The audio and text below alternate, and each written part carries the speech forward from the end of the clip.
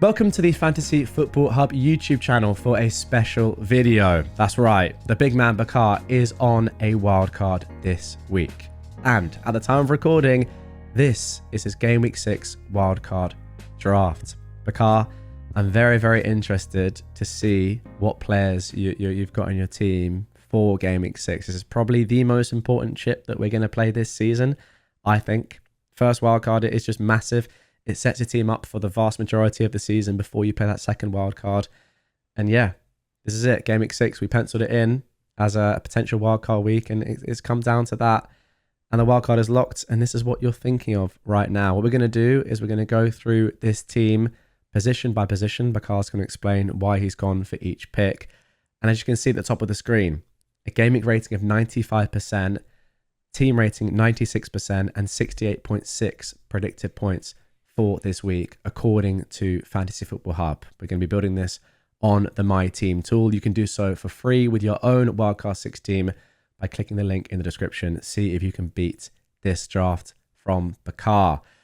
It's worth saying as well, before we do get into this is an early draft, and you've said to me off camera, this really could change. And let's be honest, guys, your wildcard drafts are going to change over the course of this week. So no hate for Bakar if the team does change. If you do want to see what he ends up going with locked in, then that is going to be on the website in, 5 days or so. But anything could change in this week. But for now, enough waffling from me. Let's get into it and reveal the goalkeepers. Who have you gone for? Hi, Jack. Hello, welcome to all the listeners and viewers. I think the core of the team more or less will remain the same. I am still sort of playing around with the defense, but the attackers will more or less remain the same. But the defense is still up for debate because I think the idea behind the defense will sort of remain the same. For example, if I'm picking double defense from this particular team, I don't think I'll change that. It doesn't take a rocket scientist to guess that I'll be loading up on Arsenal. So if I, for example, pick Raya and Gabriel in this team, there's a chance I may end up getting Saliba or Gabriel later on. But for now, I think I'm going to go with Raya as my goalkeeper. Simply set and forget option for the rest of the season. As mentioned earlier, this is a team that I'm setting up for 20 plus weeks. It's a crucial chip that I need to get right, and I'm hoping I can sort of reap instant rewards by sort of targeting triple Arsenal and their fixtures. Okay, yeah, Raya in. Interesting. So no Flecken in this team, and Fabianski is the bench option. Let's actually let's get to the forwards then. If you're saying that they're more locked in, I think let's start with them. We can have more of a discussion about potential defenders down the line. Let's jump straight to the cheapest forward in your team then, who we have starting for this game week, João Pedro. João Pedro will be there. I suspect he'll be there because even though the fixtures for Brighton aren't great, but I still think if he's fit, he could represent great value in the times to come. I will probably have to hide him or bench him in most weeks, which I believe is fine because I'm kind of saving a transfer him later down the line because I would want him in a few weeks eventually. So till then, because of the fact that I have 8 attackers, I sort of have the flexibility to bench Pedro if need be. Yeah. So I'm going to be benching him in most weeks from now on in, but he's still a fantastic pick in the long run, which is why I want to have him. Okay. Interesting pick indeed, because you're looking at the potential fixtures there. They don't look the best on paper, but who knows? He could do very well. And as you say, looking at his fixtures long term, you're definitely saving a transfer. Pedro is a player that is just great value at that price. Let's move on to the next forward. Currently on the bench, and this is just based on predicted points for this week. At the end of this discussion, we'll have a talk about who you think is going to start in Game Week 6 in particular. But it's Calvert-Lewin who has come into the side. A player that you mentioned a couple of weeks ago now. And to be honest, I did kind of laugh at you. But he's in there. Respect. Yeah, cheers, Jack. As long as he stays fit, I think he will be in my Game Week 6 wildcard team. Great fixtures going forward. If you look at his fixtures from now on in, Everton they're actually top of the Fantasy Football Hub ticker. They're playing Crystal Palace, Newcastle, Ipswich, Fulham, Southampton, West Ham in the next 6 weeks. So the fixtures are as good as they get. He's a very solid player on penalties. The only concern is his fitness. But in the worst case scenario that he does end up sort of getting injured, then I can always sort of play Pedro over him and sell him when need be. Yeah, and it's one of those players that, if you have to sell him, it's not the end of the world. As you say, and we'll see as we get into this team, there's a lot of depth here. So if you have to hide him for a couple of weeks and you'd rather roll, you've got enough playing players that look really strong for a good number of weeks here for that to be completely fine. It's probably one of the riskier picks in this team, but I don't think there's anything wrong with that. Let's round things off then. Haaland, as we all probably expected, is going to be in this team. Just got such a good run. It's going to be impossible not to go with him, isn't it? Yeah, I mean, Haaland's going to be in there for sure. I don't think I want to overthink this one because the fixtures are really, really strong, especially when you look at game week 7 and 9. Fulham at home, Southampton at home for Erling Haaland are not fixtures you want to miss. I mean, these are weeks where one can argue that you can cover. For example, in game week 7 in particular, Saka is a very credible captaincy option, but I just don't want to take Haaland on. I mean, he could easily get a hat trick. We've seen time and again that he's sort of punished non-owners this season, so I'm happy to go with him. Okay, that is it for the forwards. Where do you want to go next?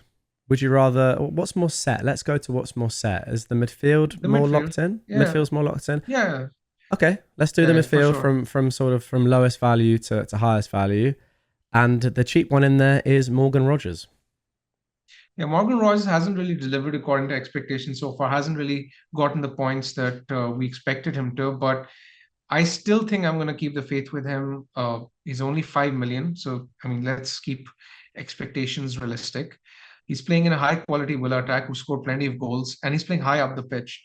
So there's every chance that sooner rather than later he will get involved in, he'll get the fantasy goals and assists that we own him for.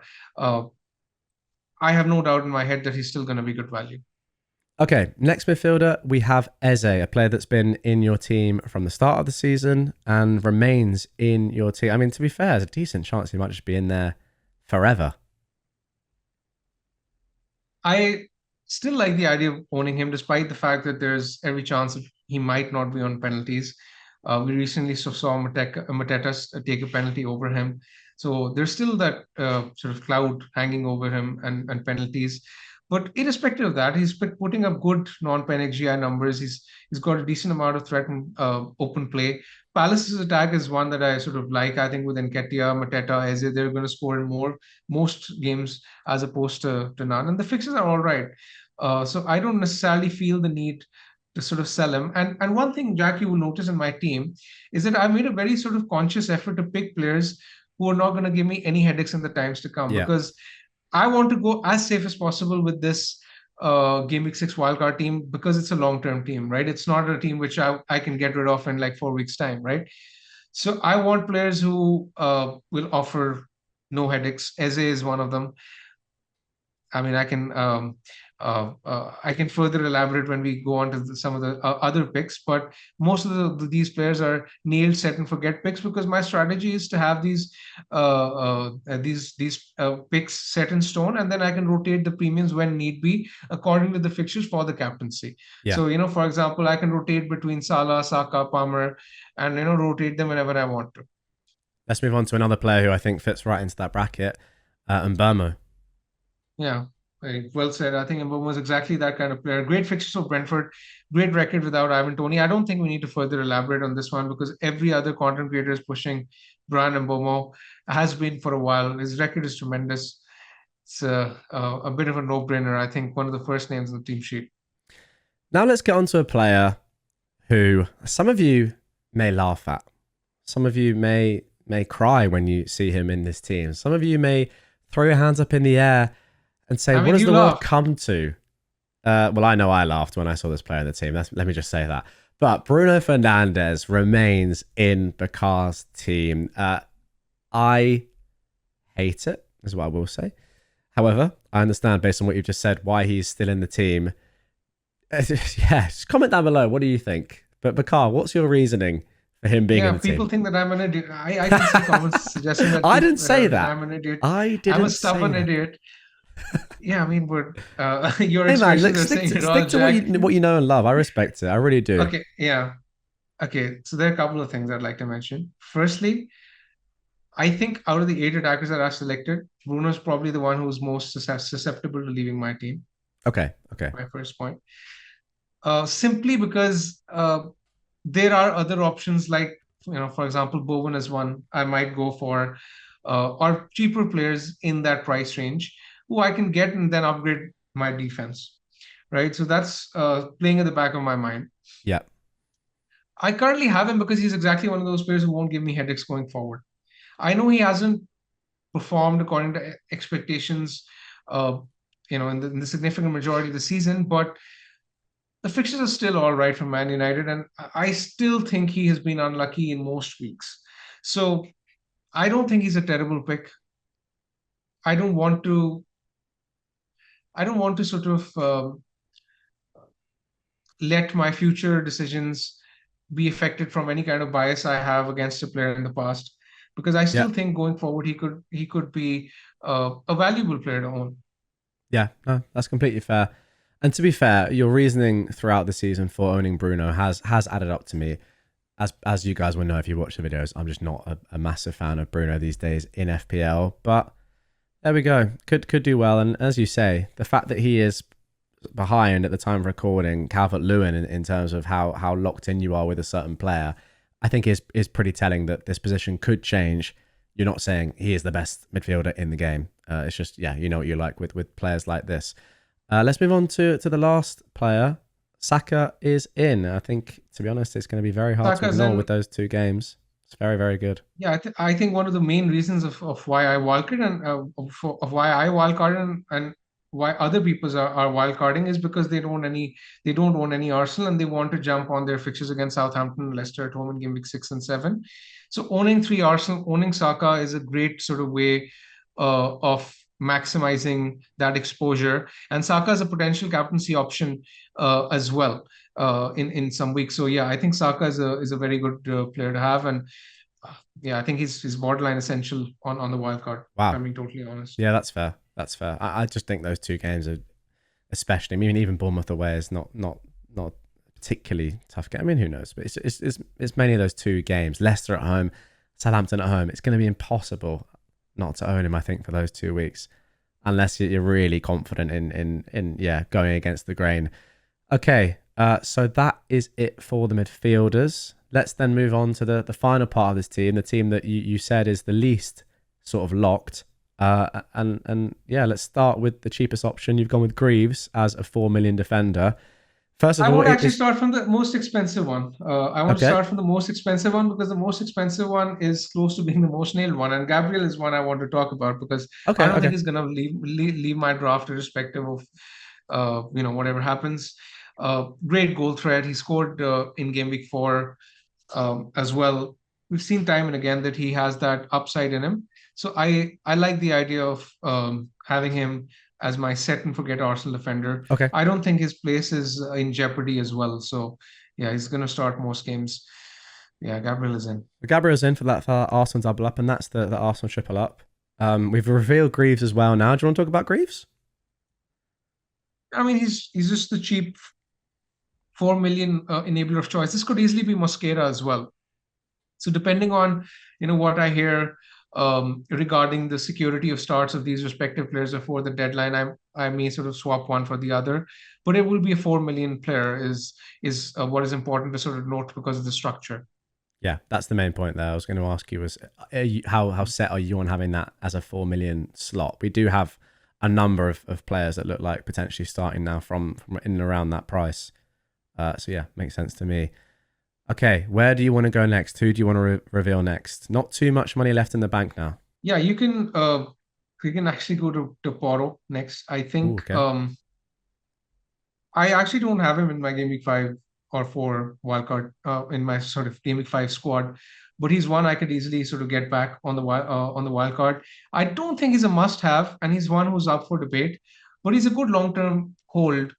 He's actually, when you look at the underlying data for defenders, he's right up there for shots, and he has a great uh, great attacking threat. So the fixtures aren't exactly amazing, but because he's a good long-term hold, he's a decent buy on the wild card. I'm not entirely married to the idea of having him for sure, but he's a good pick, and at the moment I have him. Okay. Yeah, no doubt about it. He's a solid pick. Yeah. Obviously has a lot of attacking upside as we've seen over the recent weeks, or at least the first 5 weeks in FPL. Okay, 2 more to go. Who do you want to talk about the next next? one is Robertson. So I still think he'll play most games. He's clearly first choice for Liverpool, and he has a decent, I would say, he's a decent degree of attacking potential as well. Liverpool's defense has been really, really strong when you look at the underlying data so far. It's been really encouraging. So ideally, I want to have at least one of Trent or Robertson. Now, why I say my defense is not exactly locked in is because of these combinations. So, for example, instead of my Brentford defender, I could pick a Brentford goalkeeper, and instead of my Arsenal keeper, I could have double Arsenal defense. Instead of, let's say, Robertson and Porro, I could easily have a 4.5 million defender and Trent, right? Yeah. So I can just keep playing around with these ideas, and that is why Gabriel is the only player in my defense who's locked in, and while I'm playing around with the rest of my team. So yeah, I think Robertson is there simply because of how good Liverpool have been defensively. And the final pick is the Brentford defender. I've picked Collins because I believe he's the most nailed Brentford defender to start with the information currently available. I will give it a closer thought. But from the Brentford's fans I've sort of spoken to so far, they seem to be suggesting that Collins is the one to pick. Okay, so there we go. That is the team. Yeah, as I said at the start, doing very, very well in terms of team rating, gaming rating. And what I do like, and guys, you'll see this when we reveal the AI Fantasy Football Hub's AI wildcard or optimal wildcard draft for Game Week 6 is there just is a lot of depth there, which I do think is a more human thing to do. But I don't know. I really like the fact that Porro can just come in. Maybe from Game Week 7. The fact that you can bench the likes of a Calvert-Lewin or Rodgers or João Pedro this week, and then you've got them in for rotation, and it does just cover you from potential injuries. My thoughts in regards to benching points. I hate it. It's one of my least favorite parts of the game, but I do think that's like a negative from the way I manage. I do think that if you can get around the fact that you are going to inevitably bench some points when having 8 attackers or 4 very strong defenders in this team's case, overall, if it's a net positive for you, then it is worth doing. And I think that I'd be very confident to leave this team alone for a good number of weeks if I had to. And then, as you say, spend the transfers on those key positions, as you said, moving around the likes of a Saka to a Palmer, or being able to get Salah in, etc., where the ceiling is higher rather than messing about with 4-5s. Where would you go different? If I ask you with your team? Yeah, I like the team a lot. I'm going to say that. And I think that my midfield would be similar. I obviously wouldn't have Bruno. I do like your Bowen pick. It would be that slot where I think I'd probably... I don't think I'd be able to go up to a Palmer and get away with it. I don't think there's enough there. I think I'd be cheaping out too much. I'd need an extra 2 million there. So that'd be Porro down to a... Again, you'd have to go to a 4 probably, and then Calvert-Lewin down. And I think it's not viable. I think maybe someone like a Semenyo though in that slot, you could then, that would be more of a rotation with the other players in your team, and then you could do Robertson up to a Trent, maybe go a little bit stronger than Collins as well. I don't know. I do like the structure Another sort of of version. Yeah, another sort of version I thought of is one where I could even go Solanke instead of one of my cheaper forwards, and maybe downgrade Bruno to someone cheaper. Yeah, that's good. I think a Semenyo and then a Solanke instead of a Calvert-Lewin or a João Pedro, and then you kind of just say, okay, like a lot of teams are right now, Rodgers can just sit first bench and would be a good replacement rather than a rotation. Just have him as your solid first bench. But yeah, obviously, we're a way out from the deadline. We'll see what happens with Bakar's team. But thank you very much for revealing the thought behind it. I'd say is more important and more valuable right now than the individual players themselves. That's going to do it for this one. My pleasure. Pleasure, Jack. Good luck.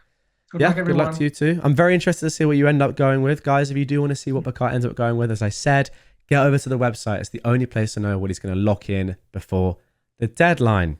Thank you very much, Bakar. Good luck this week, and we will catch you on the next one.